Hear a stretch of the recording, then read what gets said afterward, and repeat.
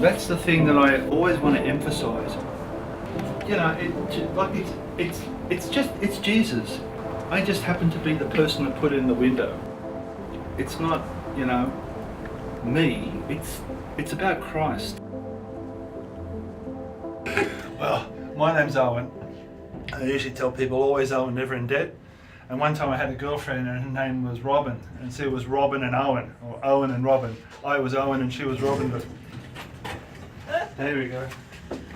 When I came here, I walked in and there's everyone crossing over the Harbour Bridge on the footpath, as well as the traffic, as well as the trains, and I thought, God, I felt like a goldfish in a bowl, you know, and I thought, oh, you know.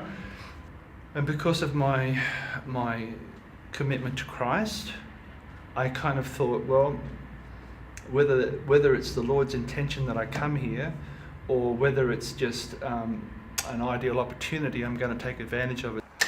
So this is the sign, right? That's what it looks like from the inside. Okay?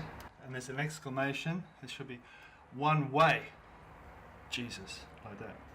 I had a guy come and inform me, because I've never been on the internet. And he said to me, do you know what? He said, people have come along and taken photographs of that and wondered, what does it mean? I thought, what the heck, what does it mean? It's plain, I'm trying to make it as simple as possible. And but apparently that message has gone all around the world.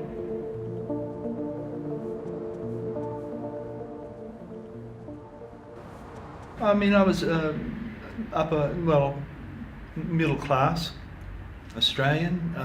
I had a training as an apprentice electrician. It really wasn't my choice, but I worked in offices. I had the last job I had was in Japan working as an English teacher.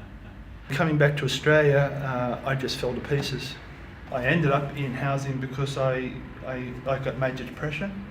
It's like waking up with a cold. I didn't expect it to happen, didn't look forward.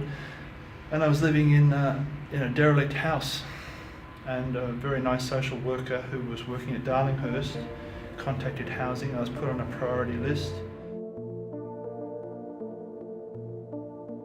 When I got depression, I had one point there where I just lost the plot. It's sometimes emotional things can impact in a very, very negative and a quick way, and I ended up doing that. Right? I'd never in my whole life ever considered that, right? It was like as if I was outside myself looking at something. The only way I can describe it. You know, I see people, I notice them, who dip their hand into garbage bins and eat from, and their clothes are jet black because of all the diesel that comes off the buses that's on the streets, and they sleep on the pavement. No one looks after them.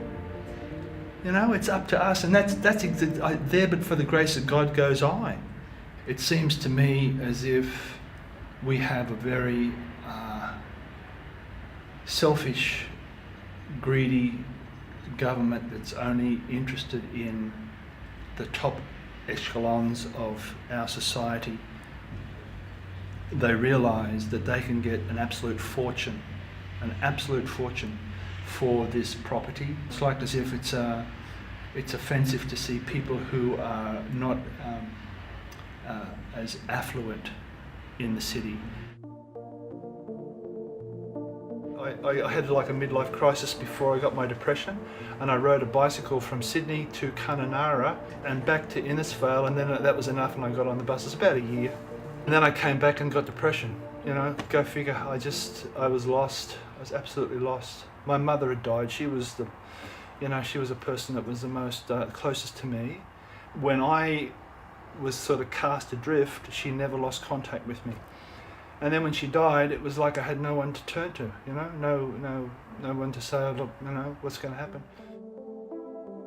About 7,700 kilometres I travelled. I could have gone one way, I could have gone from here to Tokyo. I did it because, like, I thought, you get to a stage in your life when you think, everything I've touched has turned to shit, honestly. It's like, you know, King Midas in reverse. So you get to the point you think, I've just got to do something that proves that I can do something. Whether it's, I think that's the reason why people climb Mount Everest or swim across the English Channel. So I just thought, you know, go on a bike ride. I'm not in a hurry. I'd sleep out in the bush, and it was beautiful, away from civilization. It was long and it was a bit hard, and in the end I really kind of liked it.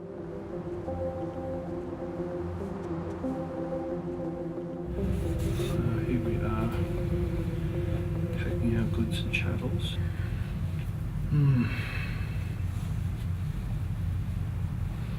When you've been in a place for 10 years, it's easy to accumulate so much stuff.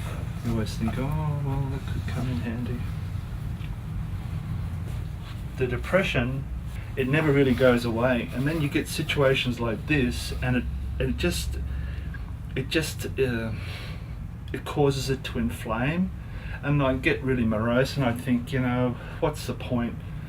And the Hep C makes me feel lethargic, so I'd have situations where I just didn't want to do anything, didn't want to go anywhere. It was all just too much, and you find notes stuck under the door from housing saying you've got to meet with your relocation officer, and I'm thinking, where do I start? There's and I'm just one guy living in a one-bedroom place, and just imagine how traumatic it must be for other people. I know that some people were offered locations, and they thought that they were going to get that particular spot, and then they found out that they were one of several people, and they had to go in kind of like a lottery. But I think they want me to be a happy customer, and thus far I am. So it's good. I mean, it's good if they take into consideration, but there's thousands and thousands of people that still need housing. I think the way that the state government's addressing problems like that is woeful. There just wasn't the accommodation for everyone. I wasn't always a believer. There was a fella called Jenner of George Street, and he was in the 1940s. And he used to come up to people and he'd kind of grab hold of their lapel and he'd ask them something really profound like, do you know where you're going to be for eternity? Anyway, this fella, he said to me, have you ever read the Bible? And I said, I was going to say yeah, but I stopped and I thought, you know what, I never have. I'd always had a very good imagination, so whenever I read a book, I could put myself in the scene. I could imagine the door closing or the screech of the tires and stuff. So here I am reading the gospel, and it's like as if I'm walking behind Jesus. And he would turn and he would say things, and some of the things he said were really, really profound. I mean, he was either the greatest liar that ever existed, or else he was a complete lunatic, or else he was exactly who he said he was, the Son of God. It couldn't have been anything else. What are you up to, John? So, there have been people that have been here for a couple of generations, 30 years or more, and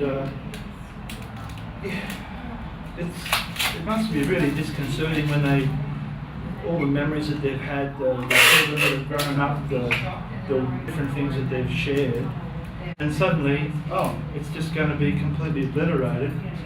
I think it'll probably be about a week, and they'll think, hang on, there used to be a sign in that window. Where's that sign gone? What's happened to that sign? Some people, like for example, like John Dunn, he'd probably know. He actually suggested to me the other day to donate the sign to the Powerhouse Museum. It's a curious thing. They say God works in mysterious ways, and I think this is just one of them. Whoopee. I'm not a person that suggests that there are many roads that lead to the one direction. I think that if you followed most of the roads going up the mountain, you'd find that they come to a cliff. But the one way that gets you to eternal life, forgiveness of sin, is through Christ. So that's what it means.